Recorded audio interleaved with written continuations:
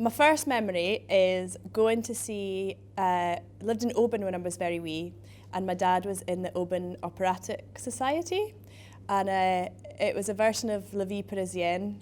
And I remember it because my dad was wearing tights, and they had a problem with the dry ice, so it filled the whole stage, and all of the cast gradually disappeared behind the wall of dry ice, and that stuck with me as my first theatrical memory. I was like, man, that's brilliant. I think I was impressed by my dad being on stage, and then also when I was very wee in the same space, I was in a amateur pantomime, and I remember very clearly being backstage and getting taken up, must be up towards the fly floor to be able to look down, and I just thought, this is amazing, this is so exciting, got all these people doing all these things, this is brilliant.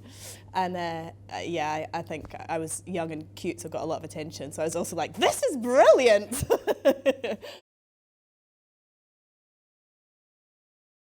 I saw Thomas Ostermeyer's Hamlet for the Schaubühne at the Sydney Festival a few years ago, and like that was the first time I was like, oh, this is Shakespeare feeling really like alive for me, and seeing like, Complicity for the first time and did The Elephant Vanishes. But I was trying to think about it to answer this question, and I actually think that two performances that have kind of lasted with me are two productions that I haven't actually seen live. The first one would be when I first came down to Glasgow to study theatre studies here, and I remember being shown a video of DV8's Dead Dreams of Monochrome Men, is that how it's called? And being completely blown away by, I'd never come across touring shows in the Highlands where I grew up, nothing like that I'd ever seen. I was like, oh my God, it's so visceral and powerful in a way that I hadn't really come across before. And the other production would be the Chivy at the Stag and the Black Oil, which obviously I never saw in production. I've read lots of times, and obviously I worked with David for many years. But as being a way of like political theatre, but populist theatre, and theatre that comes out of the traditional theatre space and goes out to people to speak to people and making it accessible and fun as well as relevant. So yeah, it's maybe a bit obtuse to pick two things I haven't actually seen live, but yeah, I think that those two things have kind of carried with me. Something I was musing on last night, so it's a kind of nascent idea.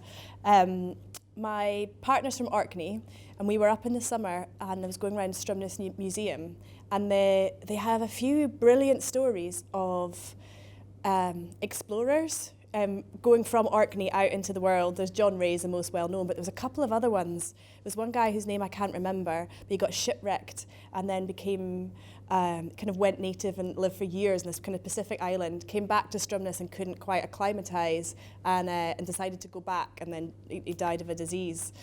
There was loads more interesting stuff in the story, and I was just thinking I quite like the idea of that, from one island community going to another, and maybe telling the story using integrating music into it, so maybe seeing if I could connect with some Arcadian musicians and to connect with some other musicians across the end of his journey and kind of explore journey through that.